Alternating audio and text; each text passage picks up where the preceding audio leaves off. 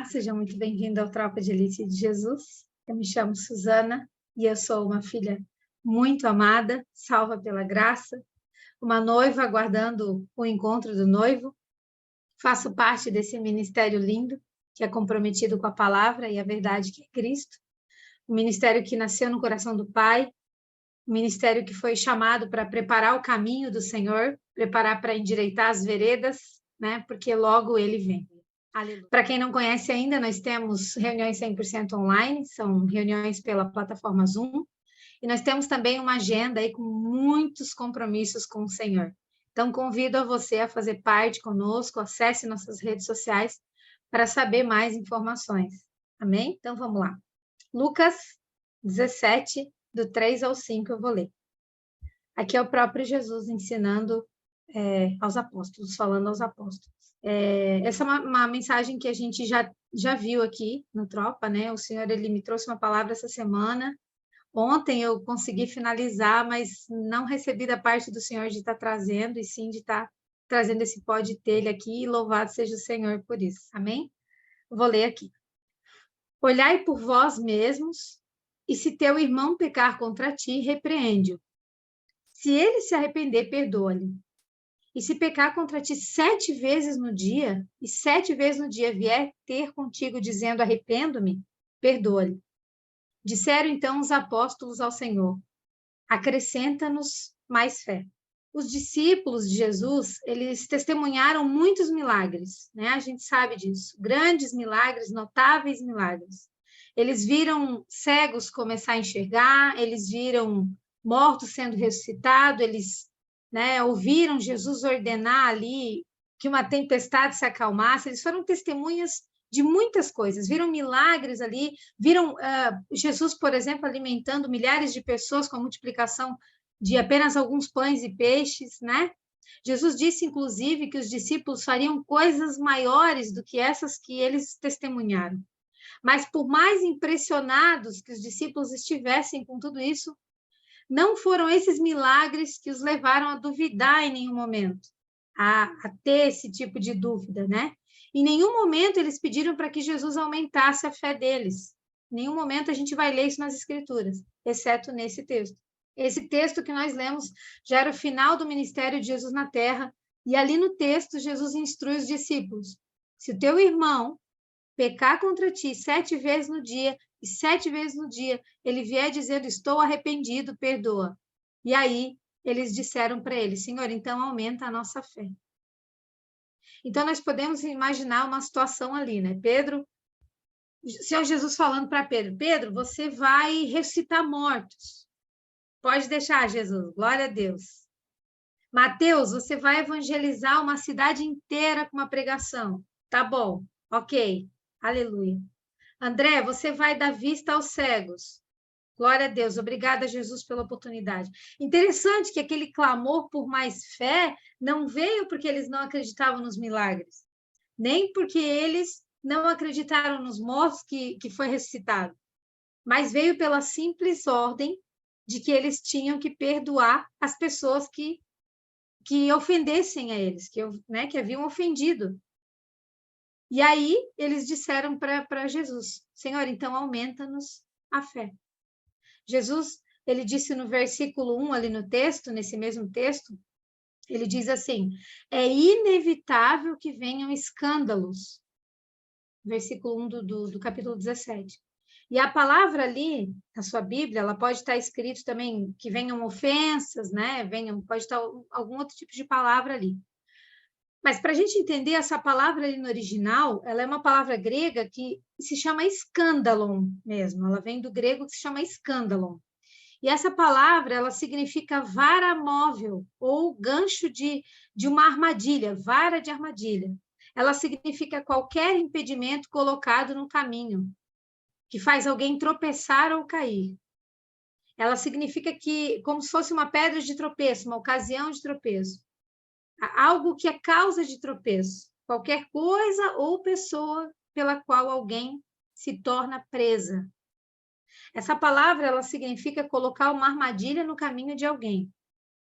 A ideia de escândalo é como uma armadilha que vai prender.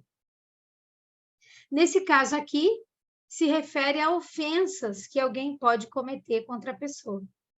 Por isso que nos versículos seguintes, Jesus fala sobre a importância de perdoar, mesmo que a pessoa tenha pecado contra você, colocado uma armadilha no seu caminho, ainda contra qualquer outra pessoa, contra você, ainda que não seja proposital, mas ele fala, perdoa, né?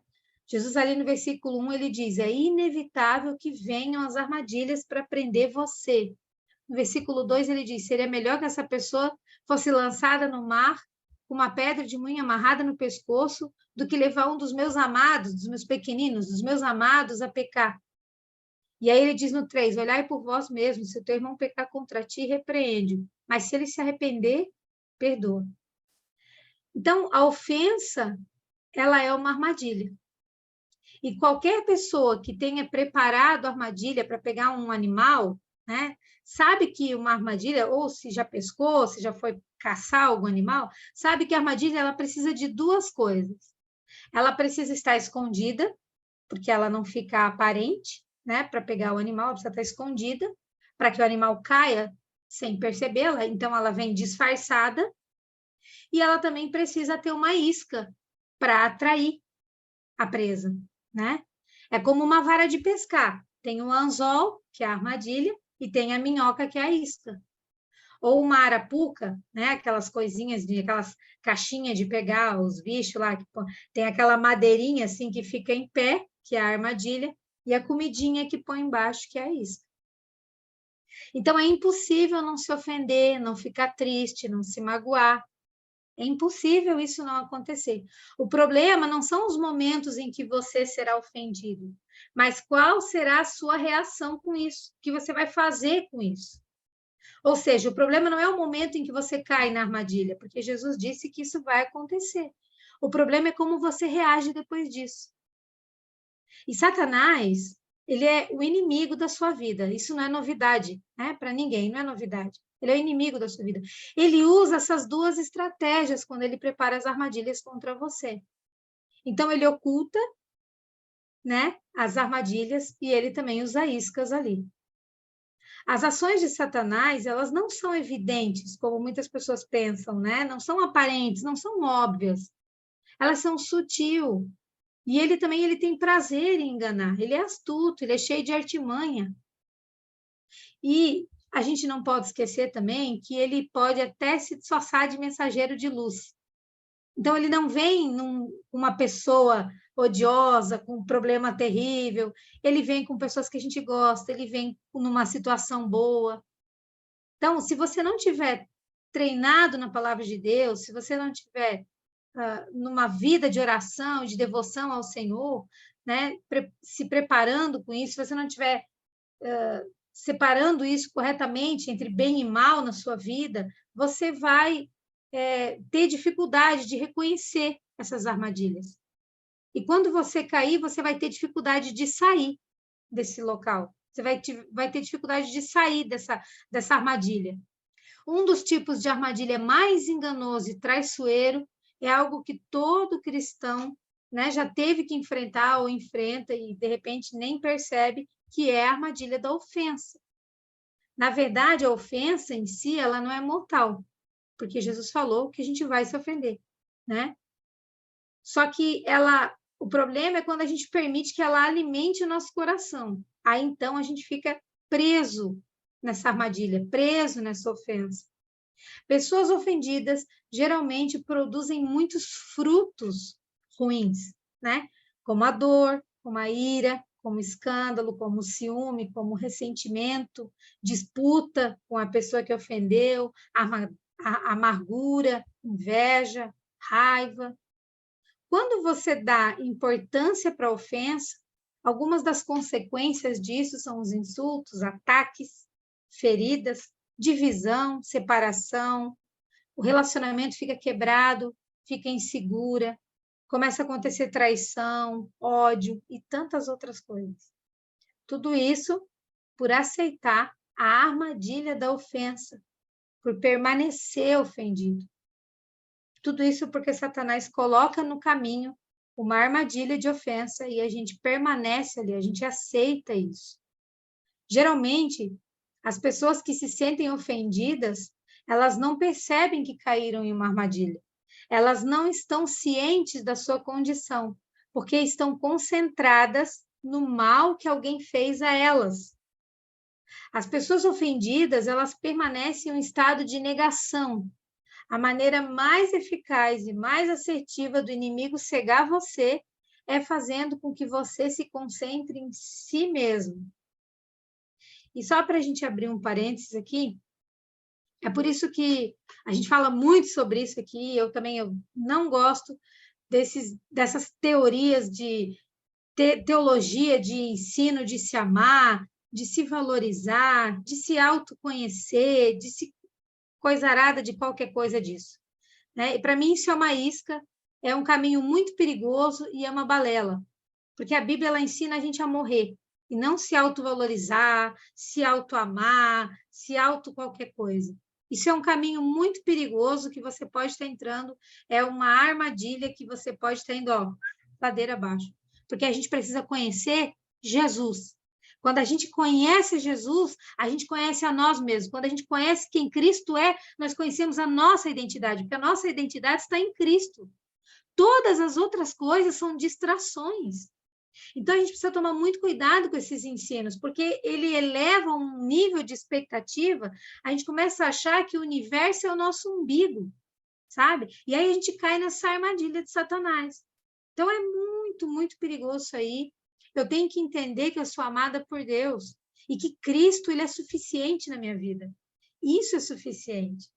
Então, isso realmente só para fechar o parênteses, como diz a minha pastora, fecha o parênteses agora, eu volto para o negócio, mas isso é realmente importante a gente estar falando e estar lembrando, porque tem muito, muito na internet esse negócio de coisa arada, de coaching, de auto isso, auto aquilo, e isso, gente, é muito, muito perigoso. Tomem cuidado, isso a gente não está falando de um meio secular, de gente não cristã, a gente está falando do meio cristão mesmo. Então, quando a gente quer conhecer a nós mesmos, eu quero me conhecer, eu quero me entender, eu vou para a Bíblia e aprendo sobre Cristo, que aí eu começo a entender sobre a minha vida, sobre quem eu sou, sobre quem eu não sou. Quando eu começo a morrer, eu começo a me conhecer. Tantas pessoas vivem ofendidas, caem nessa armadilha enganosa, que a gente quase acredita que esse é um modo de vida normal. Você não percebe, mas a ofensa, ela aprisiona você. Ela quebra seus relacionamentos, ela amplia as brechas, né? Essa é a armadilha da ofensa. Muitas pessoas não conseguem fluir no seu chamado por causa das feridas, das dores que as ofensas geraram em suas vidas. E aí eu faço uma pergunta assim para você estar refletindo agora, você mesmo. Será que você é uma dessas pessoas que está com uma ofensa dentro de você, que está gerando alguma coisa dentro de você, uma ofensa que está te impedindo de cumprir teu chamado, que está, de repente, achando que você é a pessoa que recebeu realmente uma ofensa, alguém fez algo para você. Na maioria das vezes, a pessoa foi ferida por um dos próximos, marido, filhos, irmãos, pastores, melhor amiga, melhor amigo. O fato de serem pessoas próximas faz com que a ofensa ela tenha uma aparência de traição. Davi, ele fala sobre ofensa no Salmo 55:12. Ele fala assim: não é inimigo que me afronta, se fosse eu suportaria. Nem é o que me odeia quem se exalta contra mim, pois dele eu me esconderia. Mas és tu, homem meu igual, meu companheiro e meu íntimo amigo. Quanto mais próximo o relacionamento, mais grave a ofensa. É como um nível de expectativas. Se a pessoa que não é íntima sua entrar na sua rede social e te xingar por algum motivo, você não vai se ofender. Se a pessoa uma pessoa que você não tem expectativa, que você não tem próxima de você, criar alguma coisa para você, fazer algum mal para você, você não vai se ofender. Ah, vai te incomodar ali no primeiro dia, no dia seguinte você diz, quer saber? Vai, sabe? Não vai se ofender. Porque você não tem expectativa nessa pessoa. Agora, se você gosta de uma pessoa e você posta, por exemplo, alguma coisa na internet, teu marido não curte, ou né, a pessoa que você gosta, tua melhor amiga não curte, né, a pessoa do ministério não curte, tua amiga do ministério não curte, daí tudo muda. Tudo muda, porque daí a sua ofensa é baseada num nível de relacionamento. Ou se alguém próximo de você te xinga, você vai ficar ofendida. Se a pessoa fala mais áspero com você, você vai ficar ofendida, porque você tinha uma outra expectativa sobre essa pessoa. Se é teu aniversário, por exemplo, né? E pessoas que você não tem tanta intimidade, não lembrar do teu aniversário, tudo bem. Mas se os de dentro da tua casa esquecerem, você vai ficar ofendida, você vai ficar triste, você vai ficar chateada. Então, veja, o problema não é você ficar triste naquele momento, mas é você remoer isso e isso não sair de dentro de você. Naquele momento que você fica triste, Jesus falou, tudo bem, ficou triste. Mas não fique ali, não fique nesse lugar de ofensa, saia dali, né? Esse relacionamento, esse lugar de expectativa ali, de ofensa, ele precisa ser esvaziado por você. E não você ficar gerando, remoendo aquilo. A expectativa, ela é o princípio da ofensa. A expectativa é uma das iscas para cair na armadilha. O Salmo 39, 7, ele diz assim, mas agora, Senhor, que hei de esperar? A minha esperança está em Ti. Porque todas as pessoas nos ofendem. Todas as pessoas nos ofendem.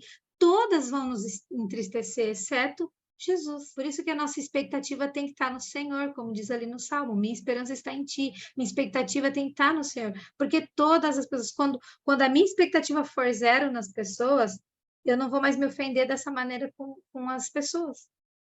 Uma coisa é fato. Somente aqueles com quem você se importa, né, é que vão ferir você. Você espera mais deles, né? Você espera mais dessas pessoas por quê? Porque você deu mais de si a essas pessoas, então você espera um resultado, uma resposta delas. Então, quanto maior a expectativa, maior a queda. Por isso que a gente precisa anular isso, né?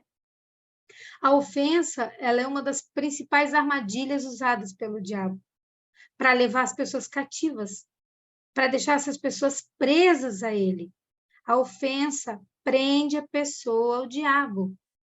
Olha o que Paulo diz na segunda carta a Timóteo, lá no capítulo 2, versículos 24 e 26, ele fala assim: E ao servo do Senhor não convém brigar, mas sim ser amável para com todos, apto para ensinar, paciente, deve corrigir com mansidão aos que resistem.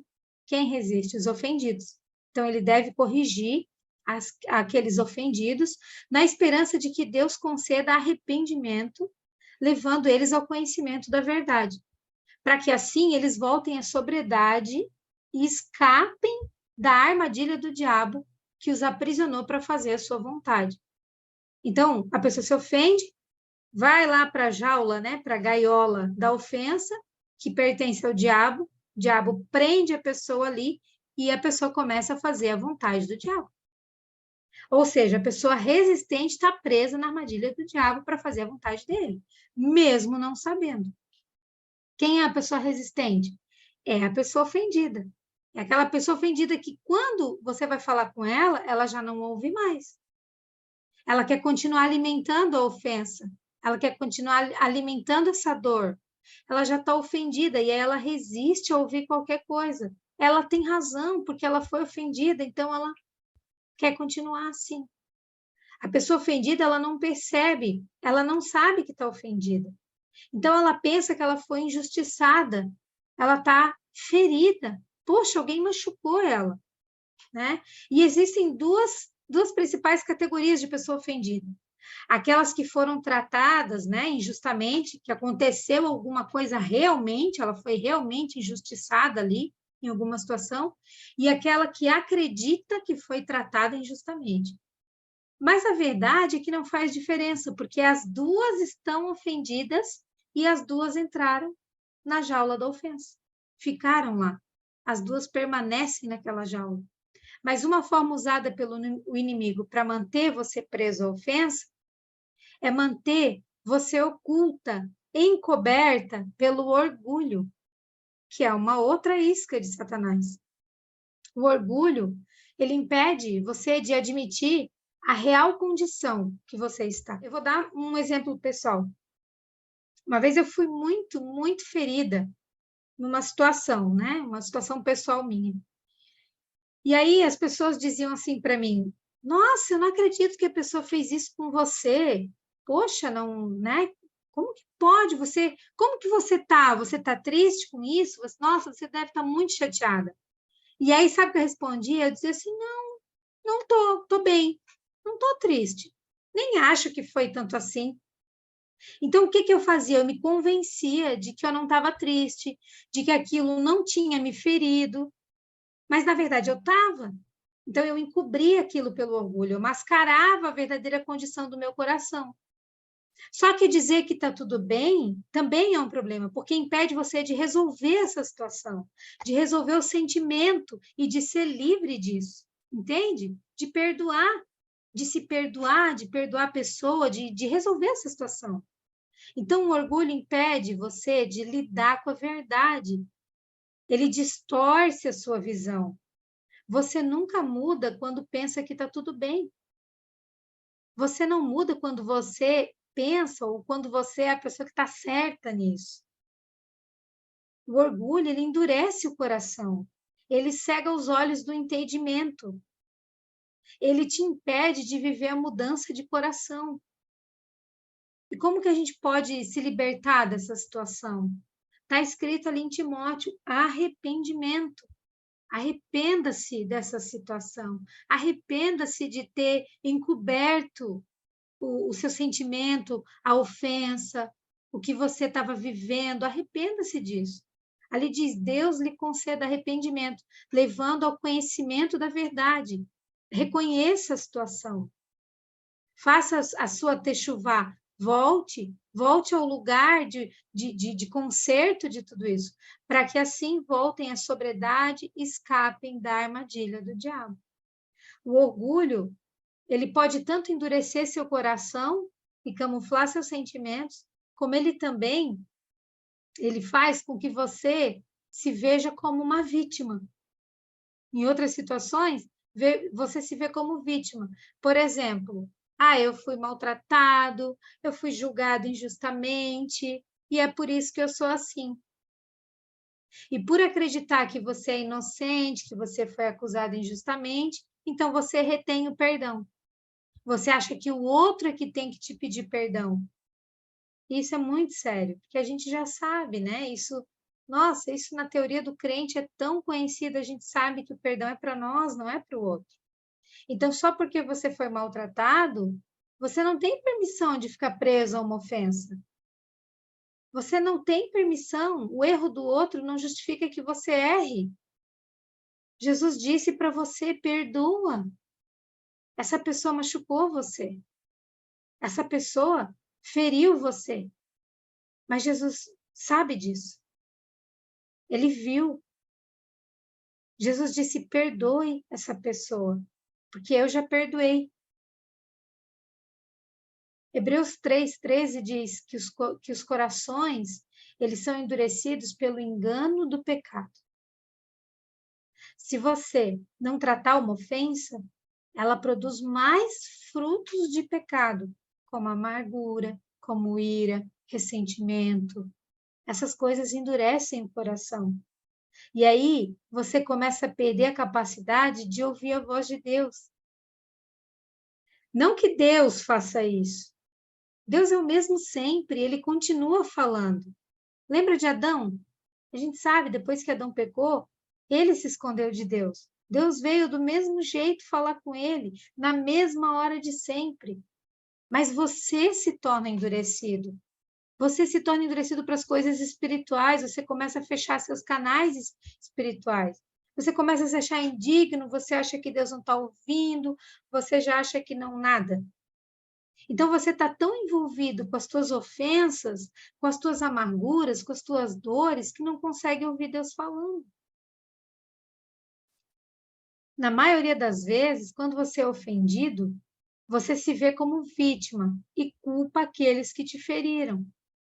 Daí, quando a amargura, a falta de perdão, a ira, a inveja, quando o ressentimento vem à tona, você justifica. Você diz, é porque me ofenderam, é porque me feriram, é porque no passado fizeram isso comigo, fizeram aquilo. E aí você se torna resistente. Olha o que diz em Provérbios 18, versículo 19.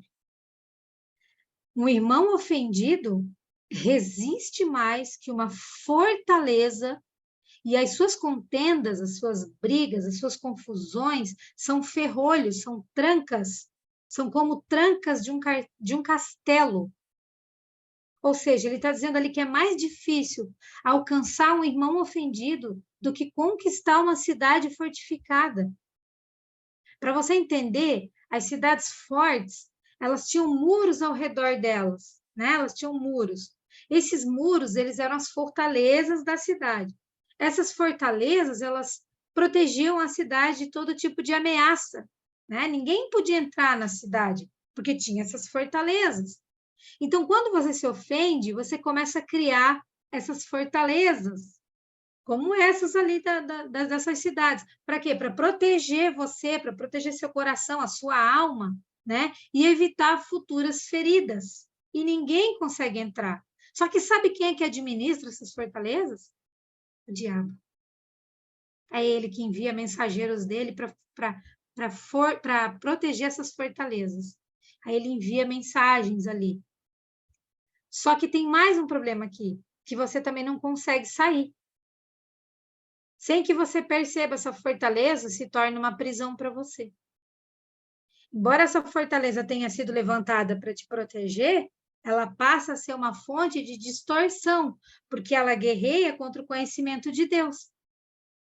Elas são cheias de argumentos e pretensões contrárias à palavra de Deus, porque quem administra o diabo. Então, olha que sério isso. Essas fortalezas, elas são como advogado do diabo, porque elas tentam te defender de outra ofensa. Mas, para isso, ela usa argumento e conhecimento contrário à palavra de Deus, contrário à vontade de Deus. Isso fala lá em 2 Coríntios 10, 4 e 5. Fala sobre isso. Você se torna cativo da sua própria fortaleza, da sua própria ofensa. Então, você faz o quê? Se isola, se afasta. Começa a virar um montante duro ali. Provérbios 18:1 diz que quem se isola busca interesses egoístas e se rebela contra a sabedoria. A primeira coisa que você faz quando se ofende é se isolar. Você cria fortaleza, se torna resistente e isolado. Só busca seu próprio interesse, se torna uma pessoa egoísta. Egoísta. Um exemplo. Você entra numa discussão com o marido e a partir de um momento que você se ofende, você já não ouve mais nada, por mais que o teu marido fale, você não ouve, você não pensa no outro, nos filhos, você não pensa em ninguém, você só pensa naquela ofensa.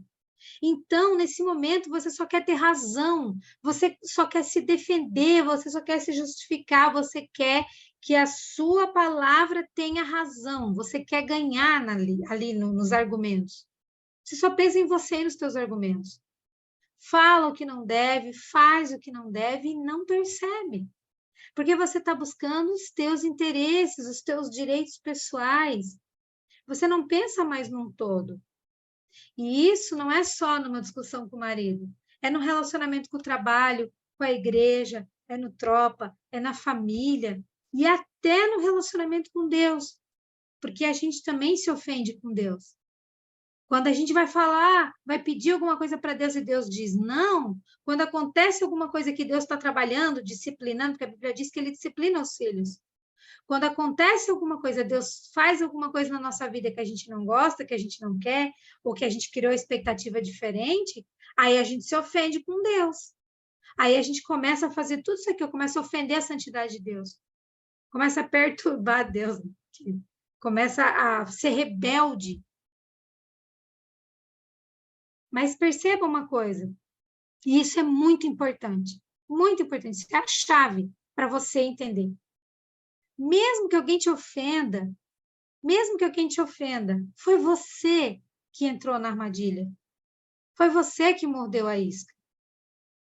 Você que criou os muros ao redor Você que se ofendeu e se isolou. Você que se tornou escravo do diabo.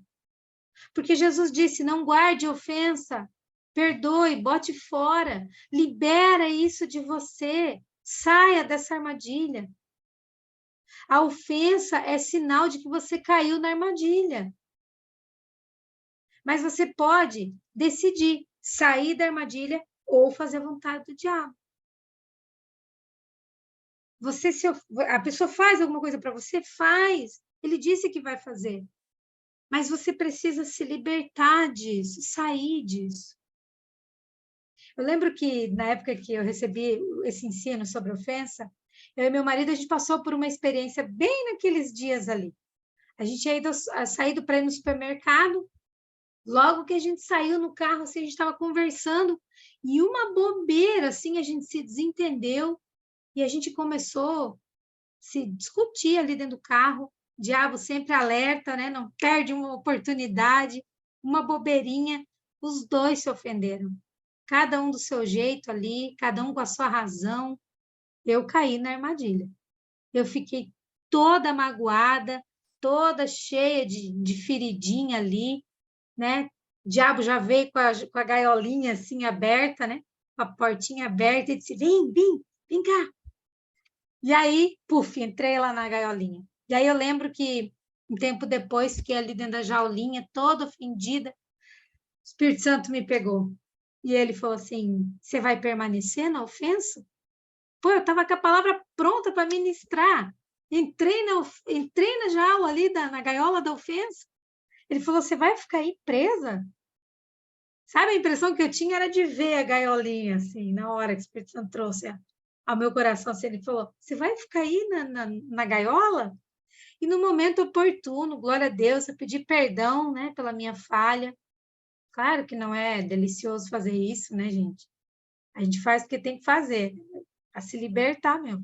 Aí eu disse que também perdoava ele, né, pela parte que ele me ofendeu, falei que ele me ofendeu, pedi perdão, né, e perdoei ele, e pronto, eu saí dessa armadilha, saí dessa gaiola, né, procurei não pensar mais nisso, porque o diabo ele vem de novo, né, não, mas ele te feriu, ele vem trazendo ali os dardos, né, a gente precisa rejeitar, a gente precisa estar atento a isso. E aí passou uns minutos, eu fiquei muito feliz porque o meu marido também decidiu fazer isso, decidiu também me pedir perdão e me perdoar ali. Então eu vi que ele também se libertou dessa armadilha. Eu falei, ó, nessa gaiola eu não entro mais. E isso é uma experiência muito, muito, muito forte, porque você, na próxima, você lembra disso, sabe? Você começa a entender. Você começa a entender, você começa a desenvolver isso. Essa dinâmica de pedir perdão, você lembra da gaiolinha, assim. Então, é uma experiência muito forte, muito importante, é muito da parte do Senhor mesmo. E isso é libertador. Quando a gente fala que é libertador, é porque é mesmo, é libertador. Então, você se ofende com quem tem expectativa. Marido ofendeu, caí na armadilha, mas eu decidi sair desse lugar de prisão, né? Se eu não tivesse tomado essa atitude, se eu tivesse mordido a isca ali, daqui a pouco eu me calaria, eu me tornaria egoísta, isolada, estaria amargurada, ali ferida, estaria sem falar com ele direito, né? Ia dar sequência nisso, sei lá onde é que ia parar. Então a gente precisa sair dessa armadilha, você também precisa sair dessa armadilha. E o perdão é o caminho para isso. Entenda, perdão para o cristão não é opcional. Mesmo que você tenha razão. Jesus, ele não disse para a gente assim, peça perdão somente quando você for culpado, só quando você estiver errado. Ele não disse assim. Ele não disse que se você tiver razão, não precisa pedir perdão. Ele não disse isso. Aliás, a prova é maior ainda. Porque quando você erra, aí você fica até um pouco mais humilde, né? Porque daí você fala, putz, errei, vou ter que pedir perdão. Mas quando você tem razão, quando você acha que está certo o negócio, aí o orgulho grita dentro de você, né? Eu tenho razão, não sou eu que tenho que pedir perdão. Mas aí é que a prova é mais bonita. Aí é que você vai lá e ensina. Peça perdão sem ser culpada, fica bonito isso. Você está ensinando o outro. Se você não tem culpa, qual é a dificuldade de pedir perdão? Ué, é mais fácil ainda. Vai lá. Você não tem razão? Então vai lá e pede perdão. Libera isso, sai dessa armadilha, sai dessa gaiola. Você pode permanecer com razão e continuar preso na armadilha. Ou você pode abrir mão da razão e ser livre. Abrir mão é perdoar, e perdoar é um ato de amor. Deus é amor. E a essência do amor é dar. A gente sabe porque João 3,16 diz que Deus amou o mundo de tal maneira que deu seu Filho. 1 João 3,16 diz que nisso nós conhecemos o que é o amor. Jesus Cristo deu a sua vida por nós. E nós devemos dar a nossa vida por nossos irmãos. E esse dar a nossa vida por nossos irmãos é abrir mão. E esse é o amor que Deus entrega a nós através de Cristo Jesus. Amar sem nada em troca, sem expectativa. O amor que dá à pessoa o direito de nos ferir. Dá à pessoa o direito de nos ferir. O amor que não busca os seus próprios interesses. Porque quando você ama sem permitir ser ofendido, você está demonstrando um amor de interesse, um amor egoísta. E um amor que o Senhor nos ensina não é assim. Mas é um amor que é sem esperar nada em troca. A essência do amor é dar. Um exemplo sobre isso são os 2 mares que existem em Israel.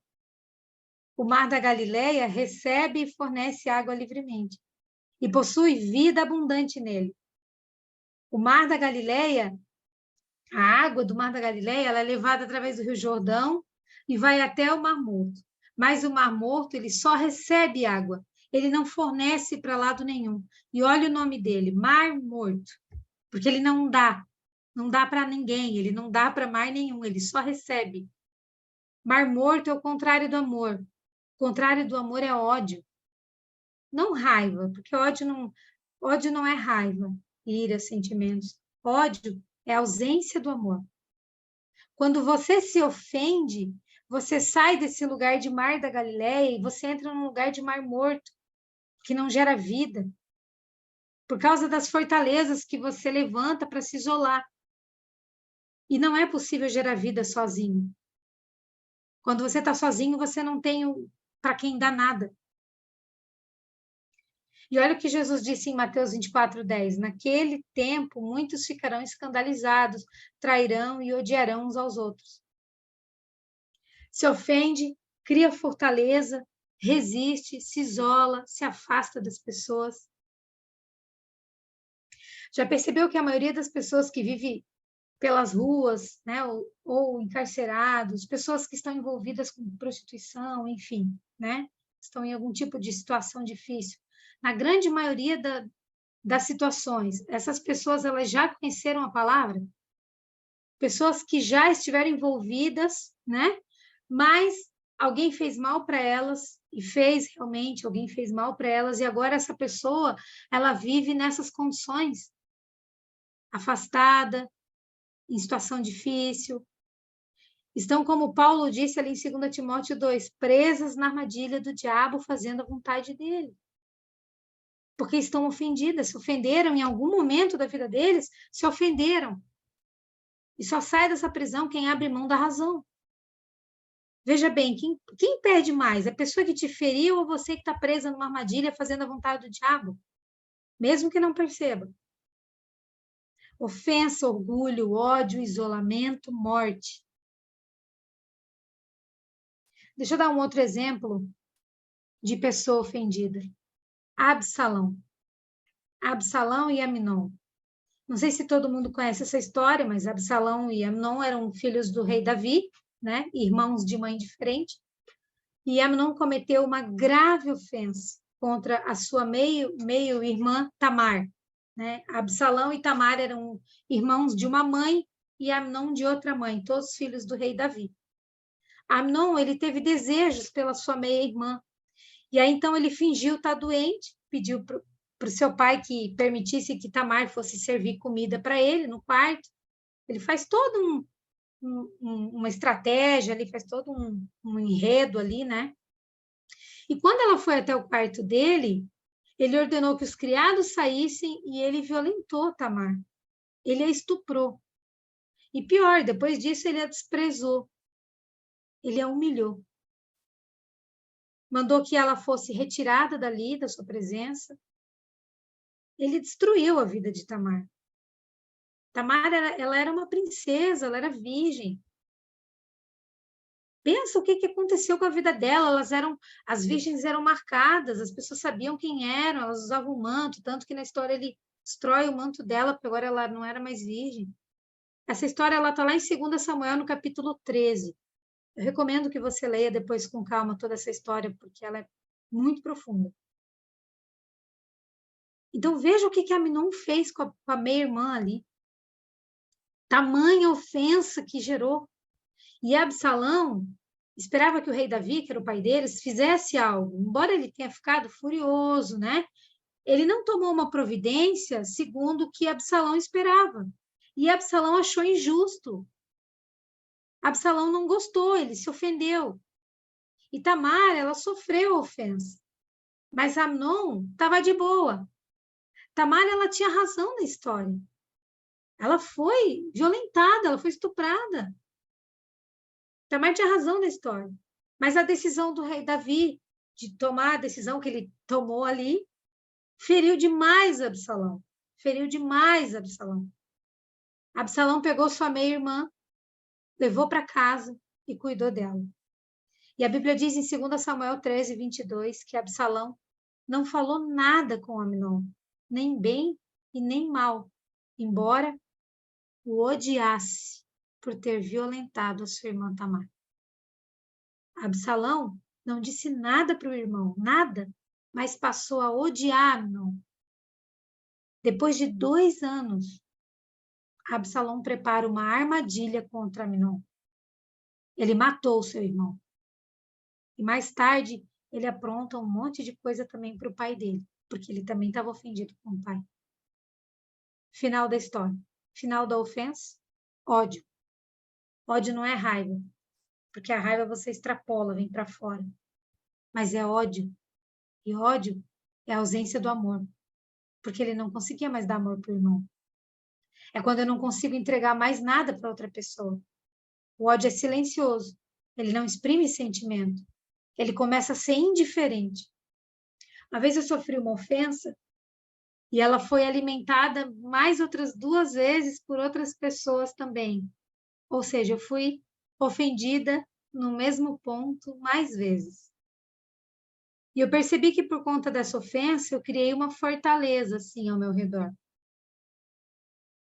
Eu fiquei com o coração cheio de orgulho e eu não queria mais que ninguém me ferisse nessa área, nesse ponto. E não só isso. Na verdade, eu me enchi de ódio. Então eu fiquei vazia, porque ódio não é raiva. Então ninguém percebia essa situação, porque ódio é só ausência de amor. Então eu não conseguia dar nada. Eu me tornei como um mar morto. Eu só cultivava ódio dentro de mim. Então eu me isolei, me calei e eu não permitia que essa área da minha vida fosse cultivada de novo, fosse acessada de novo. Então a pessoa, ela parece ser a mais centrada que você já conheceu. Parece uma pessoa normal, mas ela não comunica mais, ela não se permite mais.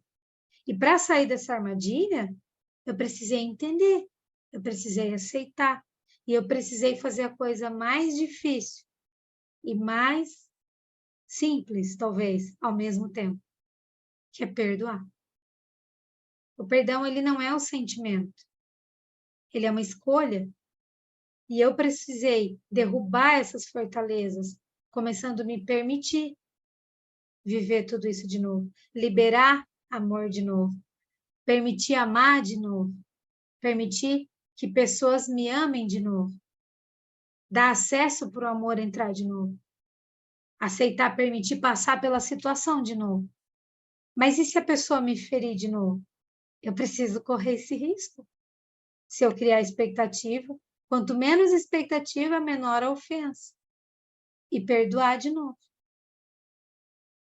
Então você decide perdoar, não importando o que sente pela pessoa. E se você decide perdoar, você decide se relacionar com a pessoa. Você lembra de alguém que perdoou e decidiu continuar se relacionando com a pessoa? Seu pai. Por sua causa, o filho dele morreu, porque você ofendeu ele, mas ele te perdoou. E ele decidiu se relacionar com você. Ele decidiu continuar te amando e se relacionando com você. E você vive ofendendo a santidade dele ainda. Então é impossível que não venha ofensa. Todo ser humano é falho. As pessoas vão te ofender. Entenda isso. Mas saia da armadilha. O ofendido, ele não consegue ser feliz. Ele não consegue ser completo. Ele não consegue ser pleno. E não tenha medo de permitir que o Espírito Santo revele a você se há uma falta de perdão, se há amargura no seu coração. Quanto mais você esconder essas coisas, mais forte elas se tornam em você. Mais duro o seu coração fica. Mantenha o seu coração manso, permita. Porque, embora a gaiola tenha um dono, você também tem um dono. E ele está disposto a tirar você dali. Estenda a mão para ele, permita que ele te arranque dali. Não fique nessa gaiola. Não fique. Como? Perdoando. Fizeram mal a você? Fizeram mal a mim. Fizeram muito mal a mim. E eu não consigo mudar isso. Mas quando eu perdoei, eu consegui abrir essa gaiola e ir embora dali. Nós não podemos apagar tudo o que passou, mas nós podemos decidir ser livre dessa ofensa. A portinha da gaiola, ela está aberta. Vamos? Amém? Glória a Deus.